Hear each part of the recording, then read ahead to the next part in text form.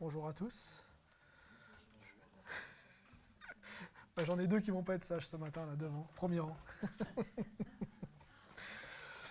Je suis content de vous retrouver ce matin pour continuer notre message. Comme l'a dit Paul tout à l'heure, en ce moment on est sur le domaine de la foi. On a étudié plusieurs passages sur ce domaine-là. Et la semaine dernière, Joël nous a parlé du peuple des Hébreux, et notamment de ce qui s'est passé devant Jéricho. Donc aujourd'hui, on va s'attarder sur un personnage que vous connaissez bien, qui s'appelle Rahab, qui est également lié à cette ville de Jéricho. Donc on va faire un léger flashback quelques mois, quelques jours avant l'épisode de Joël la semaine dernière. Et aujourd'hui, ce sera priorité aux femmes. Ce n'est pas la journée de la femme, mais ce sera Rahab qui sera à l'honneur aujourd'hui avec nous. Alors, un petit passage. Donc, Hébreux 11:31, c'est le verset clé du jour. C'est par la foi que Rahab, la prostituée, ne périt pas avec les rebelles, parce qu'elle avait reçu les espions avec bienveillance. Donc voilà, il faut que je prêche sur ça, c'est un petit peu court, mais heureusement, j'ai un autre passage dans l'Ancien Testament, dans le livre de Josué, qui est beaucoup plus détaillé, qu'on va voir ensemble. Donc il y aura quand même pas mal de lectures de la parole de Dieu ce matin. On a un chapitre entier à voir, mais voilà, c'est toujours intéressant de se replonger dans ce qui s'est passé. Moi, pour ceux qui me connaissent, je suis un fervent de l'Ancien Testament, donc j'ai une joie de prêcher là-dessus. Donc, après on remet le contexte de cette affaire. Donc, à la fin du chapitre Deutéronome 34, Moïse est mort, et donc forcément, il fallait un successeur pour guider le peuple d'Israël. Vous l'avez vu, on l'a vu dans l'histoire de ce peuple, c'est un peuple qui est un petit peu insoumis, qui a tendance à être un petit peu rebelle, qui des fois obéit pas.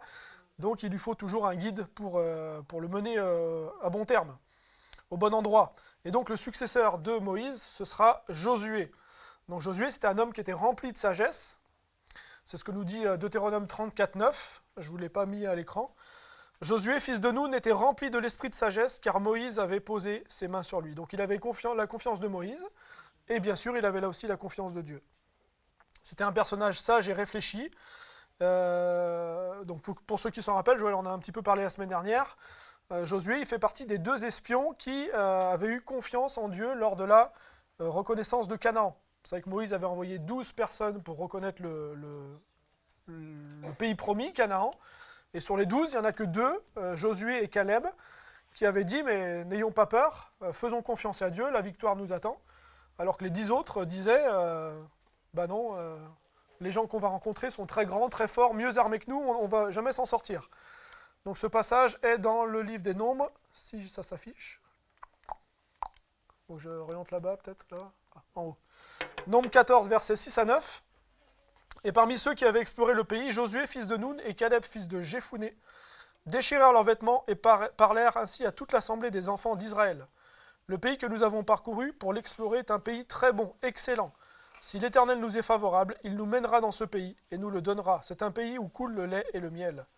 Seulement ne soyez pas rebelles contre l'Éternel et ne craignez point les gens de ce pays. Car ils nous serviront de pâture, ils n'ont plus d'ombrage pour les couvrir. L'Éternel est avec nous, ne les craignez point. Donc effectivement, Josué avait montré sa fidélité au peuple de Dieu. Et plus tard, c'est lui qui a été désigné pour succéder à Moïse et guider le peuple. Donc, j'en termine avec l'introduction qui est assez courte ce matin, la conclusion sera beaucoup plus longue. Et on va donc arriver à notre passage du jour, donc, qui se situe dans Josué chapitre 2. Donc Joël avait prêché, je crois, sur Josué 6, si je ne me trompe pas. Donc on revient un petit peu avant. Clac. Donc j'ai organisé mon message en 4 parties, qui forcément est centré sur le personnage principal Rahab. Donc vous pouvez ouvrir vos Bibles ou vos téléphones, on va avoir pas mal de lectures dans Josué 2, je l'ai découpé en 4 petites parties, sinon de toute façon il est affiché à l'écran, comme ça c'est mieux. Josué 2, versets 1 à 7. Josué, fils de Nun, fit partir secrètement de Sittim 2 espions en leur disant « Allez examiner le pays, et en particulier Jéricho. » Ils partirent, ils arrivèrent dans la maison d'une prostituée qui se nommait Rahab, et ils y couchèrent. On dit au roi de Jéricho, « Voici des hommes d'entre les enfants d'Israël sont arrivés ici cette nuit pour explorer le pays. » Le roi de Jéricho envoya dire à Rahab, fais sortir les hommes qui sont venus chez toi, qui sont entrés dans ta maison, car c'est pour explorer tout le pays qu'ils sont venus. » La femme prit les 2 hommes, les cacha, et elle dit, « Il est vrai que ces hommes sont arrivés chez moi, mais je ne savais pas d'où ils étaient. Et comme la porte a dû se fermer de nuit, ces hommes sont sortis. J'ignore où ils sont allés. Hâtez-vous de les poursuivre, et vous les atteindrez. » Elle les avait fait monter sur le toit, les avait cachés sous des tiges de lin qu'elle avait arrangées sur le toit.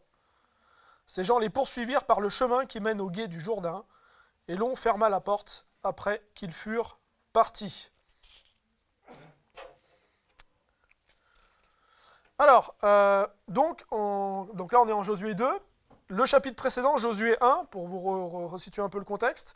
Donc Dieu promet que toute la terre que foulera les pieds d'Israël reviendra à Israël. C'est la terre promise, hein, c'est la terre que Dieu a promis à son peuple. Et donc on peut se poser la question ici, pourquoi Josué va envoyer des espions? Parce qu'il a normalement l'assurance que quoi qu'il arrive, la victoire est promise. Si Dieu parle, ça s'accomplit. Alors, est-ce qu'il doute de Dieu? Donc la Bible nous dit qu'il les envoie secrètement. Donc sans doute pour éviter ce qui s'est passé dans l'épisode précédent, donc celui dont je vous ai parlé juste avant avec les 12 espions, où tout le monde savait que des espions étaient partis, l'attente était forte, et forcément quand les espions sont revenus, quand il y en a 10 qui vous disent ben, on ne gagnera pas, les adversaires sont trop puissants, forcément ça décourage un peu le peuple. Donc là Josué il a retenu un peu cette affaire-là, et il s'est dit, je vais en envoyer 2, ce sera plus simple, plus facile que 12, et en plus, on va les envoyer sans rien dire à personne. Comme ça, s'il y a des problèmes, je serai le seul averti. Comme l'a dit Joël la semaine dernière, Josué ne fait pas dans la dentelle. Il décide d'aller attaquer directement la ville la plus solide du pays promis, donc Jéricho. Alors, est-ce que c'était une folie? Pas forcément. Parce qu'on sait que d'un point de vue militaire, si Josué fait tomber Jéricho, ben, on peut imaginer que la capture du reste du pays sera beaucoup plus simple. Ça lui évitera d'avoir une base arrière qui pourrait l'ennuyer. Et puis, ça impressionnera aussi beaucoup les voisins. Parce qu'on le verra tout à l'heure, Jéricho, c'était quand même hyper solide comme ville. Donc si vous faites tomber Jéricho, ben, vous avez déjà moralement gagné sur votre adversaire. Donc Jéricho, ville fortifiée très ancienne, donc qui avait des murailles. Bon là je vous ai mis des murailles, c'est pas forcément les Jéricho historiques, mais ville fortifiée très ancienne, qui avait des murailles impressionnantes, avec des murs épais de 4 mètres. Alors il faut savoir, je ne savais pas, mais je l'ai appris en préparant ce message, que Jéricho, qui existe toujours d'ailleurs, c'est une ville qui est située à 250 mètres en dessous du niveau de la mer. Donc c'est la ville la plus basse sur Terre, parmi toutes les villes qui ont été établies, c'est l'un des points les plus bas sur Terre. Et elle était ravitaillée par une source d'eau qui débitait 4500 litres à la seconde. Donc il n'y avait pas de problème de ravitaillement. Alors de nos jours, la ville existe toujours, elle compte à peu près un peu moins de 30 000 habitants. Et c'est une ville qui a coûté très cher à un monsieur qui s'appelle Hill dans la Bible, parce qu'il a voulu la reconstruire, mais cette ville avait été maudite par Josué après la conquête. On voit ce passage dans 1 Roi 16, 34. Et quand il a voulu reconstruire la ville, ça a coûté la vie à ses 2 enfants, Abiram et Ségoub. Voilà, ça c'est pour la petite histoire. Donc nos espions arrivent à Jéricho.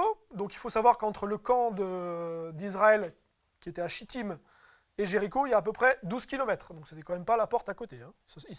Le camp n'était pas établi juste en face de Jéricho au départ. Et donc ils vont se réfugier chez Rahab la prostituée. En hébreu, prostituée se dit Zana, ce qui signifie effectivement le terme prostituée. Donc prostituée, ça veut dire se livrer à la fornication, c'est-à-dire avoir des relations sexuelles hors mariage, et en plus contre de l'argent, ce qui était évidemment fortement interdit. Si vous connaissez un peu l'Ancien Testament, hein, vous savez que c'était totalement interdit par Dieu. Mais à l'époque, le terme de Zana, ça pouvait aussi avoir le sens de aubergiste. Donc ça veut dire qu'en fait, on peut supposer que Dieu a conduit les espions à cet endroit-là. C'était un lieu qui était assez improbable, mais on le verra après, la maison de Rahab était située dans la muraille, et donc c'était beaucoup plus facile pour sortir de la ville.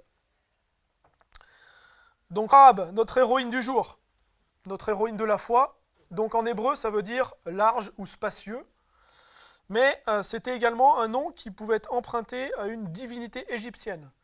Donc on imagine que c'était pas forcément un prénom qui était forcément facile à porter, parce qu'il y avait des consonances un peu païennes. Donc Rahab, de toute façon, n'était pas membre du peuple de Dieu au départ. Et c'est une personne qui a sans doute une vie assez difficile. Le métier de prostituée, que ce soit il y a 2000 ans ou de nos jours, c'est jamais un métier qu'on rêve d'exercer. Je pense qu'aucune petite fille, quand elle est jeune, ne rêve d'exercer ce métier. Donc je pense que Rahab a dû avoir une vie bien difficile, c'est souvent un métier qu'on fait par défaut. Et c'était un métier, entre guillemets, compliqué, sale, déshonorant. Et c'est peut-être pour ça que Rahab vivait un petit peu à l'écart des autres, dans la muraille, parce que forcément, elle était sans doute, peut-être souvent montrée du doigt. Donc une vie difficile pour Rahab, mais on voit ici, on va le voir dans notre passage aujourd'hui, que Dieu va utiliser cette personne pour son plan. Donc c'est pas forcément le genre de personne que les Israéliens aimeraient fréquenter, puisque je vous l'ai dit juste avant, une personne qui était prostituée, elle était impure en permanence. Vous ne pouvez pas avoir de relation avec cette personne, on ne pouvait pas s'en approcher. Si vous connaissez un peu l'Ancien Testament, vous savez, quand quelqu'un était impur, il fallait faire des sacrifices, etc. On n'avait pas le droit elle a été mise à l'écart pendant un certain temps. Donc c'était vraiment quelqu'un qui vivait un petit peu à l'écart de la société, même si c'est vrai qu'à Jéricho, ils n'étaient pas soumis à la loi de Dieu.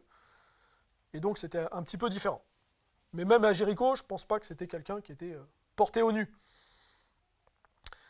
Donc à l'image de Jésus, qui avait de la compassion pour les gens rejetés et ceux qui étaient peu fréquentables, eh bien Dieu va permettre à cette femme de devenir une héroïne d'Israël et une héroïne de la foi. Donc c'est ce qu'on va voir aujourd'hui. Alors dans notre histoire, l'arrivée des espions, bien sûr, ne passe pas inaperçue. Et bientôt, il y a des hommes qui viennent frapper à la porte de Rahab et on lui demande de livrer les espions. Alors mettez-vous à la place de Rahab, quelle solution elle a? Donc elle a deux hors-la-loi chez elle. Le roi de Jéricho, donc son roi, est venu envoyer des gens pour venir chercher les espions. Quelle solution elle a? Donc soit elle accepte, donc elle livre les espions, et l'histoire s'arrête là. Donc elle continue sa vie de prostituée, les tourments qui vont avec. Soit alors elle décide de faire confiance à ce peuple dont elle a entendu dire qu'il était guidé par Dieu lui-même. Et dans ce cas, elle prend le risque d'être accusée de trahison. Et peut-être exécutée. Je ne sais pas quelles étaient les mœurs de Jéricho à l'époque, mais si vous hébergez des espions, c'était pas bon signe. Donc dans l'histoire, ça paraît simple comme ça quand on lit le texte, mais en fait, elle avait un choix assez cornélien à faire. Et donc pour protéger les espions, qu'est-ce qu'elle fait? Qu'est-ce qu'elle va faire, Rahab? Ça c'est une question que je vous pose. Elle va mentir. Oui, elle va faire un mensonge. Pas bien. Alors, que nous dit la Bible au sujet du mensonge? Même si à l'époque, Rahab n'était pas soumise à ce genre de choses, puisqu'elle n'était pas dans le peuple de Dieu. Mais je pense que dans toutes les cultures, de toute façon, le mensonge, que ce soit chez Jéricho, dans le peuple d'Hébreux, chez les musulmans ou partout, de toute façon, le mensonge, c'est jamais une bonne chose. Il n'y a personne qui dit « ouais, c'est bien de mentir » et qui enseigne ses enfants à mentir. Exode 20:16 nous dit « Tu ne porteras point de faux témoignages contre ton prochain ». Exode 23, « Tu ne répondras point de faux bruits, tu ne joindras point aux méchants pour faire un faux témoignage ». Éphésiens 4:25, « C'est pourquoi renoncez aux mensonges et qu'à chacun de vous parle selon la vérité à son prochain, car nous sommes membres les uns des autres. » Donc comme je vous l'ai dit, Rahab n'était pas forcément, elle n'était pas membre du peuple de Dieu, donc elle n'était pas au courant de toutes ces lois. Mais forcément, les lois s'appliquaient dans toutes les civilisations. Et d'autre part, il faut savoir qu'à l'époque, l'hospitalité, c'était quelque chose de super important. Je ne sais pas si pour certains, vous connaissez Ken Taylor, le pasteur de la Bonne Nouvelle, qui est toujours en Afrique, qui a traversé à vélo Maroc, Mauritanie, il est arrivé au Sénégal, merci Seigneur, il est arrivé à bon port en bonne santé, c'est une grâce. Et ben, on a suivi un petit peu son parcours et il raconte un petit peu son voyage au jour le jour. Et il a parlé beaucoup de l'hospitalité, notamment des Marocains, parce que c'est là où il est resté le plus longtemps. Et il a dit que l'hospitalité, c'était assez incroyable là-bas. Même des gens qui n'ont pas grand-chose, ils vous accueillent chez eux, ils vous offrent le peu qu'ils ont. Et à l'époque, même du côté de Jéricho et du côté du peuple hébreu, l'hospitalité, c'était super important. Donc on peut supposer que c'est peut-être aussi ça qui a entraîné un peu ce mensonge, c'est-à-dire que Rahab a voulu absolument protéger ses hôtes. Mais dans la Bible, on a d'autres personnes qui ont aussi menti dans le même cas. Vous connaissez Abraham, qui a menti au sujet de sa femme. Vous avez ces passages en Genèse 12 et Genèse 20 à 2 reprises. Il a dit que sa femme était sa sœur et non pas sa femme, donc il a menti au roi. Isaac, en Genèse 26, ça fait exactement la même chose. En 1 Samuel 19, on a Michal qui protège David de Saül en mentant également. David en 1 Samuel 27, par rapport à Bathsheba et à Uri le Hittite. Donc on voit quand même que même des personnages assez importants de la Bible vont parfois être amenés à mentir. Voilà, parce que ils ont beau être des personnages importants, ça en reste pas moins des êtres humains. Et l'être humain reste soumis au péché, quel qu'il soit, puisqu'il n'y a qu'un seul homme qui n'a jamais péché, c'est Jésus. Tous les autres, même des Abraham, même des Isaac, qui sont des personnages glorieux, importants, ils ont aussi péché à un moment donné. Et puis, je ne sais pas si vous connaissez le livre des Juges, on a aussi un épisode assez atroce dans le livre des Juges, au chapitre 19, où un homme propose de donner sa fille plutôt que de trahir ceux qui sont réfugiés chez lui. Donc vous voyez, l'hospitalité, c'était quand même quelque chose de super important. Donc une question se pose par rapport à ça. Est-ce qu'un mensonge peut être juste? Est-ce qu'on peut mentir pour une bonne chose? Même si la Bible nous encourage à ne pas mentir. Alors je vous donne un exemple. Imaginons que vous êtes en pleine Seconde Guerre mondiale, que vous hébergez des Juifs chez vous, qui sont recherchés par les nazis, et que ces derniers frappent à votre porte et vous demandent si vous cachez des Juifs. Qu'est-ce que vous répondez? Donc là, vous êtes un peu comme Rahab. Vous avez deux possibilités. Soit vous mentez pour sauver leur vie, soit vous dites la vérité, mais dans ce cas, c'est eux qui perdent la leur.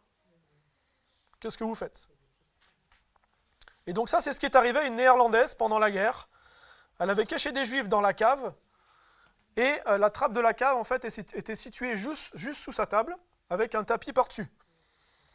Et quand les nazis sont arrivés, la femme a dit « Mais bien sûr que j'ai des Juifs, ils sont cachés sous la table. » Donc les nazis sont allés vers la table, ils ont soulevé la nappe, mais ils n'ont vu personne. Donc ils ont considéré que la femme s'était un peu moquée d'eux de façon ironique, elle s'en est bien sortie, ils sont repartis, elle a été gardée, parce qu'ils n'étaient pas tous aussi sympas. Et du coup, les Juifs ont été sauvés. D'accord? Donc ça c'est une histoire vraie, je ne l'ai pas inventée. Donc les Juifs ont été sauvés sans même un mensonge. Mais parfois ça ne se passe pas toujours comme ça. D'accord? Parce qu'ils auraient pu fouiller beaucoup plus profondément. Ok. Voilà, donc Rahab a menti, mais c'est vrai qu'elle vivait aussi en permanence dans le péché, puisqu'elle était prostituée.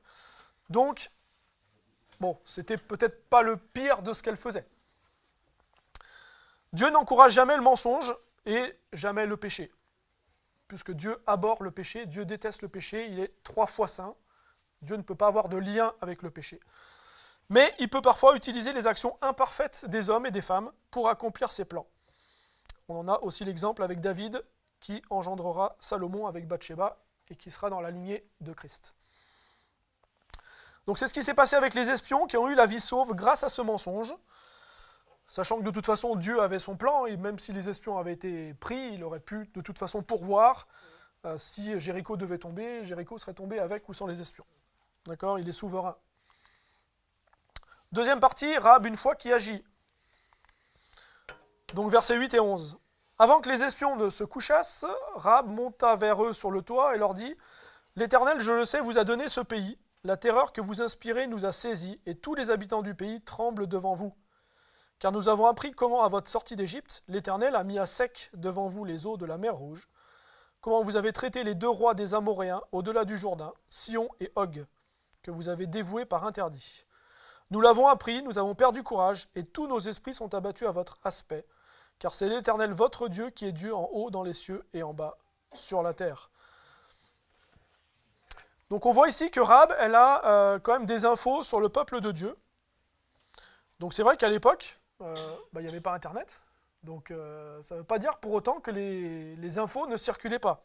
D'accord? Le bouche à oreille était très important, et la mémoire auditive était beaucoup plus importante que maintenant. Donc quelques dizaines d'années auparavant, Dieu a effectivement ouvert la mer Rouge, donc c'était 40 ans avant que Israël fasse le tour du désert pendant très longtemps. Et évidemment, un exploit comme ça, sachant que l'Égypte, Pharaon est mort avec son armée, que l'Égypte est tombée, etc., bah, ça n'avait pas pu rester secret. Hein. Les gens savaient ce qui s'était passé. Et même si Rahab n'était pas né à l'époque, très probablement que ses parents lui ont raconté, que c'est des histoires qui se sont racontées, qu'on a dû dire, le peuple d'Israël, c'est celui où Dieu a ouvert la mer, c'est quelque chose qu'on ne voit pas tous les jours. Et puis, lors de son avancée en direction de Canaan, Israël a également fait la guerre à plusieurs reprises. Hein, vous connaissez les passages dans le livre des Nombres. Et notamment, ils ont battu deux rois qui s'appellent Sihon et Og. Donc vous trouvez ces passages en Nombre 21, si ça vous intéresse de relire ces histoires. Et donc, c'est des deux rois qui ont en commun d'avoir voulu faire barrage à Israël. D'accord ? Donc Sihon, Israël lui a demandé simplement de passer sur son territoire. Lui, il a dit non, je veux pas, donc je mobilise mon armée, il a pris une rouste. Et puis Og, lui, il n'a même pas cherché à comprendre, il a mobilisé son armée et il a aussi pris sa rouste. Donc les deux ont été vaincus, pourquoi ? Pas parce qu'Israël était super puissant, mais surtout parce que c'est Dieu qui conduisait le peuple et qui donnait la victoire. Et quand vous avez Dieu face à vous, bah c'est pas une bonne idée, quoi. Vous êtes sûr de partir perdant. Donc... Mais bon, peut-être qu'ils ne savaient pas ou qu'ils n'ont pas voulu savoir, comme le Pharaon. Quelques jours après notre épisode qu'on est en train de voir ici, Dieu va ouvrir le Jourdain pour permettre à Israël de traverser, donc deuxième ouverture des eaux. Donc ça, c'est Joël qui nous en a parlé la semaine dernière. Voilà, donc les infos se transmettent, et Rahab était tout à fait au courant que le peuple qui approchait, c'était un peuple qui était guidé par un Dieu puissant et qui n'avait strictement rien à voir avec les dieux que pouvaient adorer les habitants de Jéricho. Et donc Rahab, elle a appris tout cela, et là encore, elle avait deux possibilités. Décidément, c'est un moment où il fallait faire des choix dans la vie. Donc, soit elle fait comme le roi de Jéricho, et elle refuse d'admettre l'évidence, et il va lutter de toutes ses forces contre Dieu, ce qui est vain. Ou alors, elle reconnaît la puissance de Dieu, la supériorité sur les dieux de Jéricho, alors qu'elle-même, elle vivait au milieu d'un peuple idolâtre. Alors qu'elle-même n'avait jamais connu d'autres dieux que les dieux de son peuple. Dans le passage d'Hébreux que nous étudions, Hébreux 11:31, on nous dit « C'est par la foi que Rahab la prostituée ne périt pas avec les rebelles, parce qu'elle avait reçu les espions avec bienveillance. » Et donc je vous pose la question, la foi, d'où vient-elle ? Il y a un verset de la Bible qui en parle. Qui c'est qui connaît ce verset ? Oui. Bravo. Romains 10:17. La foi vient de ce qu'on entend, et ce qu'on entend vient de la parole de Christ. Donc Rahab a fait confiance à ce qu'elle a entendu, elle a une foi forte en Dieu qui est devenue naissante et qui a grandi. Le roi de Jéricho avait entendu parler d'Israël et de son Dieu, mais lui, il a choisi de s'endurcir, comme le Pharaon quelques siècles auparavant, et de masser son armée, enfin 40 ans avant plutôt, et de masser son armée en haut des murailles pour combattre le peuple de Dieu. Alors qu'il aurait été tellement plus simple d'ouvrir les portes, de reconnaître Dieu, et puis les habitants auraient survécu. Évidemment, hein, moi je suis à ma place ici, c'est facile, maintenant je connais l'histoire, mais peut-être que si j'avais été le roi de Jéricho, est-ce que j'aurais pas fait comme lui, je ne sais pas. Donc on voit cette magnifique foi de Rahab au verset 11, « Car c'est l'Éternel votre Dieu, qui est Dieu en haut dans les cieux et en bas sur la terre. » Donc une reconnaissance incroyable de la puissance et de la souveraineté de Dieu. Une grande confession, et Rahab sera la seule de son peuple à reconnaître Dieu comme le seul et unique. Tous les autres habitants de Jéricho, ils ont refusé, ils ont pris les armes, poussés par leur roi, et on le verra tout à l'heure, ils ont péri. De nos jours, c'est pareil, on a certaines personnes qui bénéficient de la grâce de Dieu. Je pense que tous dans nos vies, on pourrait donner un témoignage de quelque chose qui nous est arrivé, où on s'en est sorti, voilà. Moi, je pourrais en donner plusieurs. Et je suis intimement persuadé que ce n'est pas le fait du hasard. Voilà, quand je suis né, donc à ma naissance, je pesais 1 kg. Donc c'était, oui, c'est pas une blague, hein, 1 kg. Moins de 40 cm, donc j'ai passé plusieurs mois en couveuse. Et mes chances de survie étaient ultra minces. Et pourtant, aujourd'hui, je suis là devant vous. Alors on pourrait dire merci des médecins, Oui, mais surtout merci Seigneur. Merci Seigneur pour ça, parce que voilà, il m'a voulu ici, aujourd'hui. Et j'ai été au bénéfice de sa grâce. Et donc, de nos jours, tous les jours, on bénéficie de la grâce de Dieu, on bénéficie de sa bienveillance, de sa miséricorde, et pourtant, il y a plein de gens de nos jours qui refusent de reconnaître Dieu comme leur sauveur.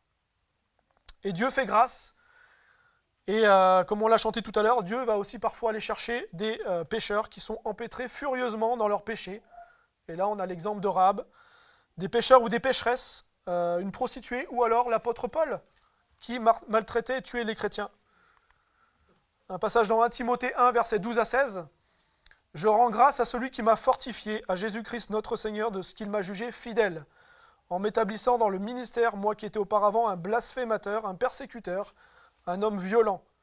Mais j'ai obtenu miséricorde parce que j'agissais par ignorance, dans l'incrédulité. Et la grâce de notre Seigneur a surabondé avec la foi et la charité qui est en Jésus-Christ. C'est une parole certaine et entièrement digne d'être reçue, que Jésus-Christ est venu dans le monde pour sauver les pécheurs, dont je suis le premier. Mais j'ai obtenu miséricorde afin que Jésus-Christ fît voir en moi le premier toute sa longanimité, pour que je servisse d'exemple à ceux qui croiraient en lui pour la vie éternelle. » Donc on voit ici que Dieu a été loin pour aller chercher Rahab, pour aller chercher Paul, mais aujourd'hui aussi pour venir nous chercher. Et nous ne sommes pas différents de Rahab ou de Paul. Nous sommes aussi soumis et enclins au péché, mais nous avons un Dieu qui nous aime et qui veut que nous venions à lui. Romains 5, versets 20-21 nous dit « La loi est intervenue pour que l'offense abondât, mais là où le péché a abondé, la grâce a surabondé, afin que comme le péché a régné par la mort, ainsi la grâce régna par la justice, pour la vie éternelle par Jésus-Christ, notre Seigneur. » Donc c'est vrai qu'on est tous empêtrés dans le péché, mais il n'y a aucun péché qui est trop grand pour que Jésus-Christ puisse nous atteindre, et qu'il nous tende la main et qu'on accepte son offre de vie éternelle et le reconnaître comme Seigneur et Sauveur. Troisième partie, Rahab, une foi qui sauve. Donc on continue notre lecture dans Josué 2, versets 12 à 16. « Et maintenant je vous prie, jurez-moi par l'Éternel que vous aurez pour la maison de mon Père la même bonté que j'ai eue pour vous. Donnez-moi l'assurance que vous laisserez vivre mon père, ma mère, mes frères, mes sœurs et tous ceux qui lui appartiennent, et que vous nous sauverez de la mort. » Ces hommes lui répondirent, « Nous sommes prêts à mourir pour vous, si vous ne divulguez pas ce qui nous concerne. Et quand l'Éternel nous donnera le pays, nous agirons envers toi avec bonté et avec fidélité. » Je vous ai même pas mis le truc. Elle les fit descendre avec une corde par la fenêtre, car la maison qu'elle habitait était sur la muraille de la ville. Elle leur dit, « Allez du côté de la montagne, de peur que ceux qui vous poursuivent ne vous rencontrent. Cachez-vous là pendant 3 jours, jusqu'à ce qu'ils soient de retour. Après cela, vous suivrez votre chemin. » Donc Rahab a choisi de faire confiance à Dieu. Elle risque sa vie par rapport à son roi, le roi de sa ville, et va donc sauver la vie des espions. Mais on voit dans le passage qu'elle ne va pas faire que ça. Elle ne va pas penser qu'à elle, elle va également sauver la vie de sa famille. Mettons-nous un petit peu à la place des parents de Rahab. Qu'est-ce qu'ils devaient penser de leur fille ? On n'a pas d'infos sur les parents de Rahab, on ne sait pas ce qu'ils étaient. Mais pour ceux qui sont parents ici et ceux qui ont une fille, imaginez que votre fille vous dise qu'elle veut devenir prostituée ou qu'elle est prostituée. Je pense qu'il y a une grosse chape de plomb qui s'abattrait sur vos épaules. Encore plus ici parce qu'on est dans une église, mais même pour ceux qui sont athées, je ne pense pas qu'il y ait un parent qui serait hyper heureux de savoir que sa fille est prostituée. Absolument aucun. Donc on imagine ce que pouvaient dire les parents de Rahab aux autres frères, et surtout aux sœurs de Rahab. Tu veux finir prostituée comme ta sœur ? Donc je pense que Rahab ne faisait certainement pas la fierté de sa famille. Elle avait non seulement un métier qui était déshonorant et difficile, mais en plus, même avec sa famille, ça ne devait pas être forcément simple tous les jours.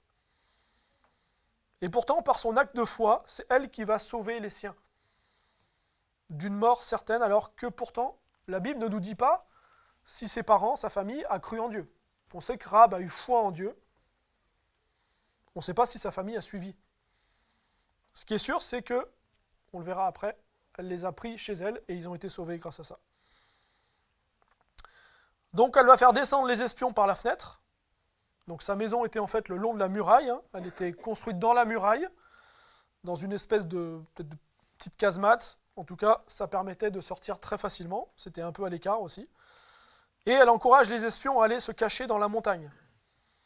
Et ces montagnes, elles se situaient en fait au nord de Jéricho. Et elles ont pris plus tard le nom de Quarantana. Donc c'est une des montagnes où il y avait plein de grottes, plein de cavernes, où c'était assez facile de se cacher. Et pour votre petite info personnelle, c'est dans ces grottes qu'ont été retrouvés quelques années plus tard les rouleaux de la mer morte de Qumran. Notamment. Pas que là, mais en partie ici. Quatrième, dernière partie, Rahab, une foi qui préfigure Christ. Donc on termine le chapitre. Versets 17 à 24. Ces hommes lui dirent, « Voici de quelle manière nous serons quittes du serment que tu nous as fait faire. À notre entrée dans le pays, attache ce cordon de fil cramoisi à la fenêtre, par laquelle tu nous fais descendre, et recueille auprès de toi, dans la maison, ton père, ta mère, tes frères et toute la famille de ton père. Si quelqu'un d'eux sort de la porte de ta maison pour aller dehors, son sang retombera sur sa tête, et nous en serons innocents. Mais si on met la main sur l'un quelconque de ceux qui seront avec toi dans la maison, son sang retombera sur notre tête. Et si tu divulgues ce qui nous concerne, nous serons quittes du serment que tu nous as fait faire. » Elle répondit, « Qu'il en soit fait selon vos paroles. » Elle prit congé d'eux, et ils s'en allèrent. Et elle attacha le cordon de cramoisi à la fenêtre.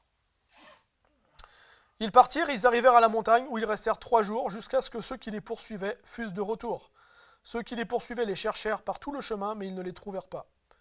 Les 2 hommes s'en retournèrent, descendirent de la montagne, passèrent le Jourdain. Ils vinrent auprès de Josué, fils de Nun, et lui racontèrent tout ce qui leur était arrivé.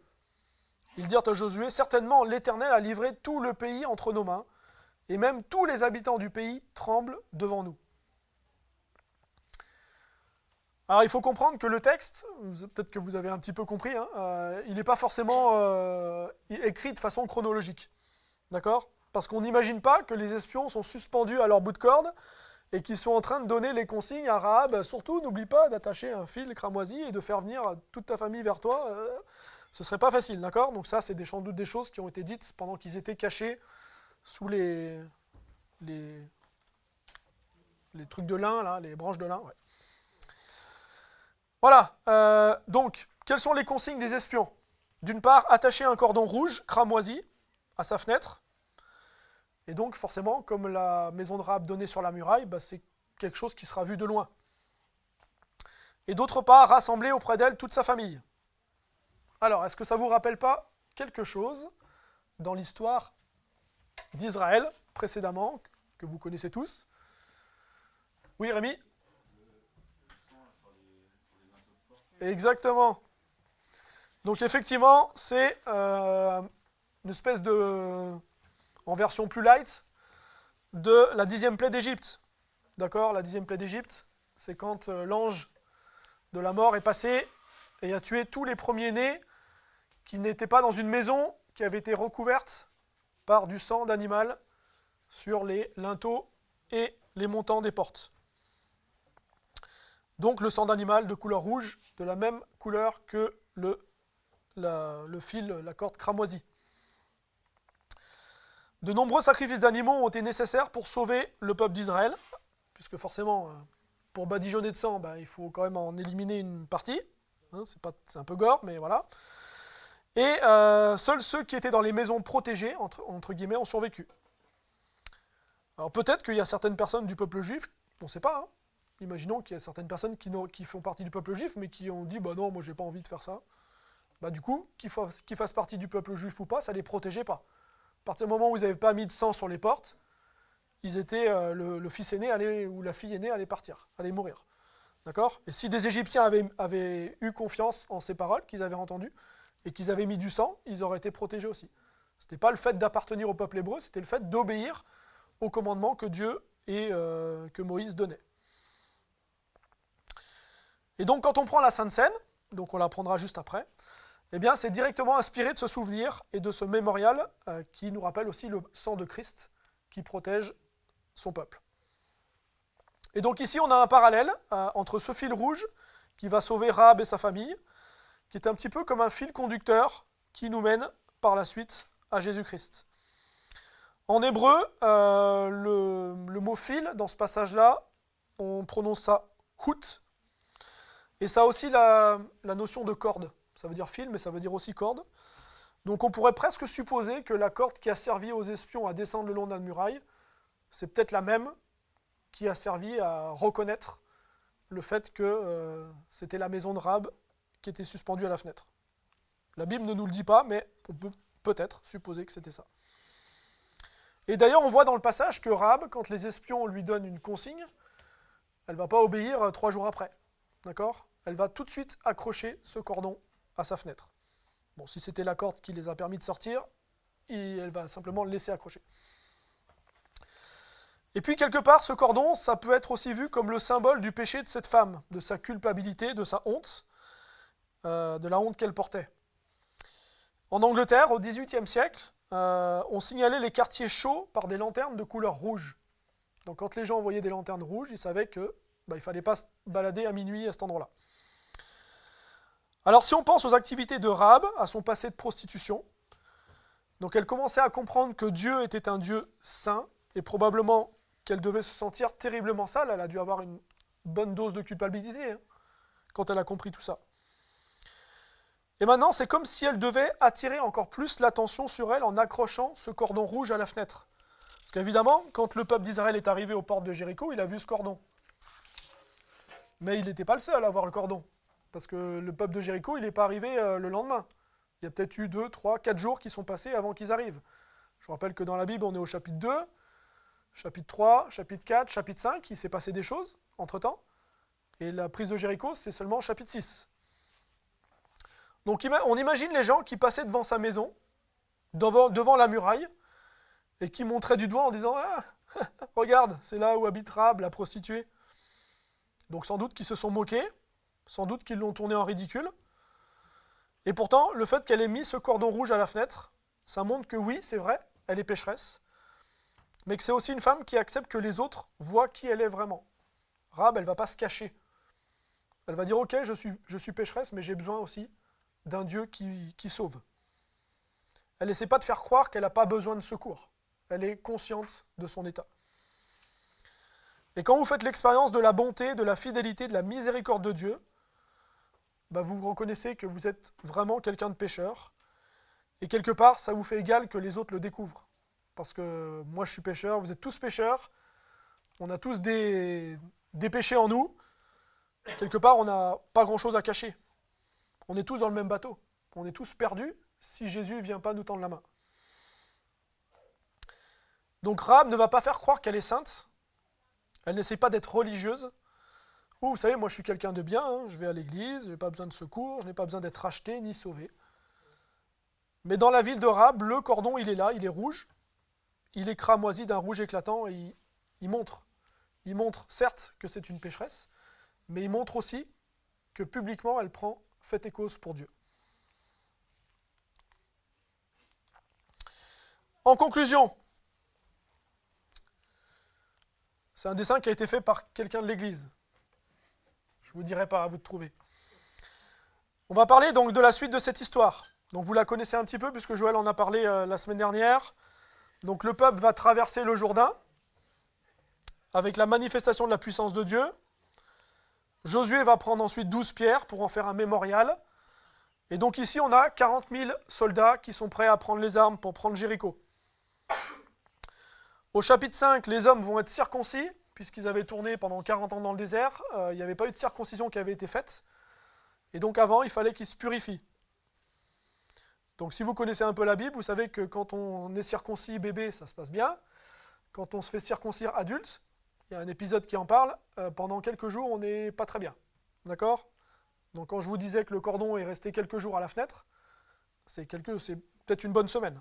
Le temps que les hommes se remettent pour prendre les armes et soient en capacité de faire les 12 km, avec le matériel, etc. Ensuite, Josué va rencontrer l'ange de l'Éternel, qui est en fait une Christophanie, c'est-à-dire une apparition de Jésus avant sa venue sur terre en tant qu'homme. Et ensuite, au chapitre 6, on arrive aux murailles de Jéricho. Et donc Joël nous a détaillé très précisément la brillante stratégie militaire d'Israël la semaine dernière. Donc les murailles s'écroulent, toutes, sauf celle où il y a la maison de Rahab. Et que va devenir Rahab? Parce que ça nous intéresse aussi de savoir ce qu'elle est devenue, cette héroïne de la foi. Donc en hébreu, on sait qu'elle est devenue une héroïne de la foi. Donc, je vous remets le passage, sauf que j'ai rajouté un petit verset en plus, le suivant. C'est par la foi que Rahab, la prostituée, ne périt pas avec les rebelles, parce qu'elle avait reçu les espions avec bienveillance. Et que dirais-je encore? Car le temps me manquerait pour parler de Gédéon, de Barak, de Samson, de Jephthé, de David, de Samuel et des prophètes. Quand vous regardez ce passage-là, la deuxième partie, est-ce qu'il n'y a pas un truc qui vous choque? Enfin, qui vous choque. Peut-être pas qui vous choque, mais qui peut vous interpeller un peu. Allez-y, hein, vous avez la parole. Pardon? Barak, ouais, non, c'est pas ça. Non, c'est un héros de la foi comme les autres. Exactement, merci Manu. Effectivement, moi ce qui m'a interpellé quand j'ai étudié ce passage, c'est que là on a un personnage, là un personnage aussi, Samuel, c'est quand même des gens qui sont hyper connus dans la Bible. David, on en parle pendant plus d'un livre entier de la Bible. Donc on parle de David, de tous ces personnages de façon assez succincte. Il me manquerait du temps pour parler de tout ce qu'ils ont fait. Ok, donc on passe rapidement. Par contre, on parle de Rahab de façon beaucoup plus détaillée. Et ça, c'est pas pour rien. David était un élément majeur de l'Ancien Testament, mais ici, on a presque l'impression que Rahab est plus importante que David. Du moins, dans ce que dit l'auteur de l'Épître aux Hébreux. Et puis Rahab, on en parle aussi dans l'Épître de Jacques, pour illustrer l'importance considérable de la foi qui engendre les œuvres, et non le contraire. Jacques 2, 25, 26, vous voyez que l'homme est justifié par les œuvres, non par la foi. Seulement, Rahab la prostituée ne fut-elle pas également justifiée par les œuvres, lorsqu'elle reçut les messagers et qu'elle les fit partir par un autre chemin? Comme le corps sans âme est mort, de même la foi sans les œuvres est morte. Et puis Rahab, on en parle également dans une généalogie. Est-ce que vous aimez les généalogies? Donc dans l'évangile de Matthieu, premier livre du Nouveau Testament, alors les généalogies, c'est en général le genre de truc, on passe assez vite, parce que dans la Bible, il y en a certaines, il y a 40 ou 50 versets de généalogie. D'accord? Celui de Matthieu est assez court, il y a une dizaine de versets. En général, c'est un petit peu répétitif. Bon, voilà. Moi, le premier, des fois, je saute quelques versets, d'accord? Mais là, ça vaut le coup vraiment de s'intéresser à ce chapitre, ce début de chapitre. Abraham engendra Isaac, Isaac engendra Jacob, Jacob engendra Judas et ses frères, Judas engendra de Tamar, Pharès et Zara, Pharès engendra Esrom, Esrom engendra, Aram, Aram engendra Aminadab, Aminadab engendra Naasson, Naasson engendra Salmon, Salmon engendra Bouz de Rahab, Bouz en...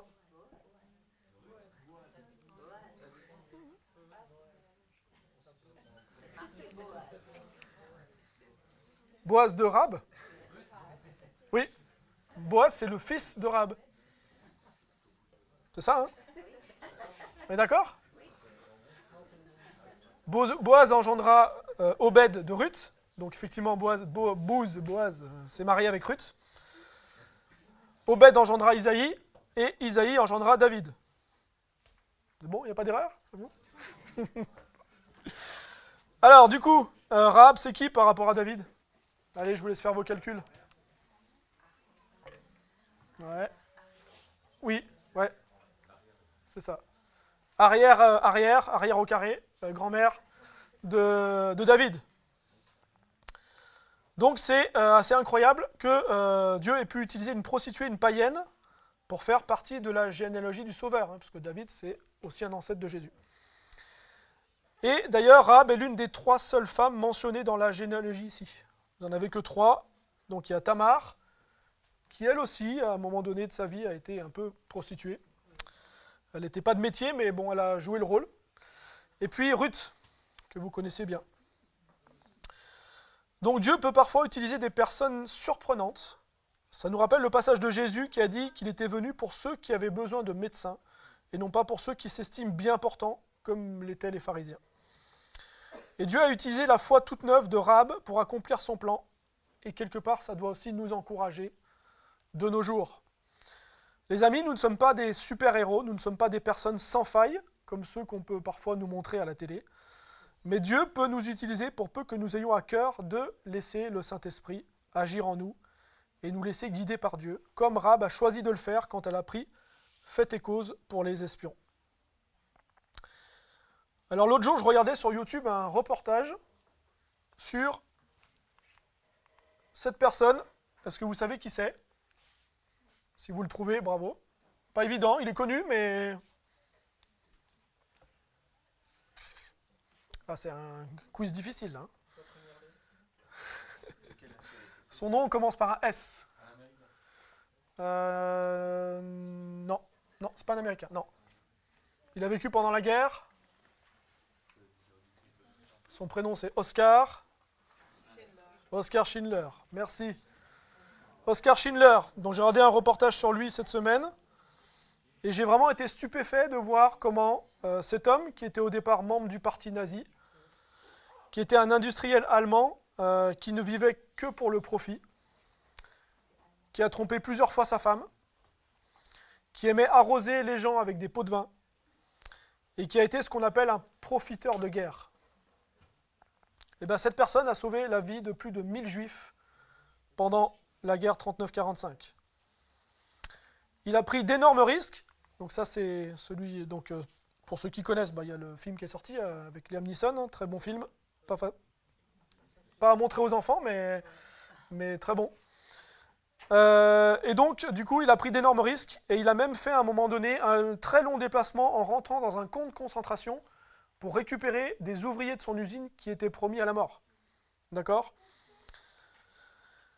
Il aurait pu y rester, il aurait pu être considéré comme traître, il aurait pu être exécuté. Mais à un moment donné dans sa vie, il a fait un choix. Choisir entre la vie et tenter de sauver la vie de milliers de personnes, ou rester dans son petit confort, compter ses sous, et puis ne rien faire. Donc c'est un parallèle intéressant avec Rahab. Alors je ne sais pas si Schindler est devenu chrétien, je ne sais pas. Je ne pense pas, mais en tout cas, il a été désigné comme juste parmi les nations par l'État d'Israël. Donc à nous aussi de prendre notre décision qui nous implique pour l'éternité. Suivre Christ, qui je vous rappelle est le seul médiateur entre Dieu et les hommes. À nous de suivre l'exemple de Rahab pour découvrir le Dieu puissant qui est aux commandes de toutes choses et qui veut aussi être aux commandes de nos vies. Je vais prier. Ouais, Seigneur Jésus, tu nous montres par cette femme de foi, Rahab, qui ne te connaissait pas, qui avait entendu parler de toi, mais qui a eu foi en toi et qui a voulu te faire confiance. Seigneur, elle a risqué beaucoup dans sa vie pour protéger les espions et pour te suivre. Et elle est devenue ensuite une membre de ton peuple. Elle a eu une grande descendance et dans sa descendance, il y a aussi le Sauveur Jésus-Christ que tu as envoyé sur terre pour venir montrer aux hommes le chemin à suivre. Jésus-Christ qui est le chemin, la vérité et la vie. Il n'y a pas d'autre moyen, Seigneur, d'avoir accès à toi. Tu es un Dieu saint, tu ne peux pas supporter le péché, Seigneur. Et le seul médiateur qu'il peut y avoir entre Dieu et les hommes, c'est Jésus-Christ le juste. Et tu veux nous montrer aujourd'hui, au travers de cette foi, que nous aussi, c'est à nous de laisser notre cœur et nos idées de côté, de te faire confiance, de te donner notre cœur, notre vie au quotidien, Seigneur, et d'avoir la même foi que Rahab, qui est un modèle aussi pour nous, peut-être quelqu'un dont on aurait pu se moquer aussi, vu sa situation, mais elle est devenue une héroïne de la foi, et tu t'es servi aussi de sa foi pour parvenir à exécuter ton plan, Seigneur. On veut te remercier pour ça, c'est un bon modèle aussi pour nous. On veut te remercier de ta parole qui est juste et qui est tranchante et pénétrante. Au nom de Jésus-Christ. Amen.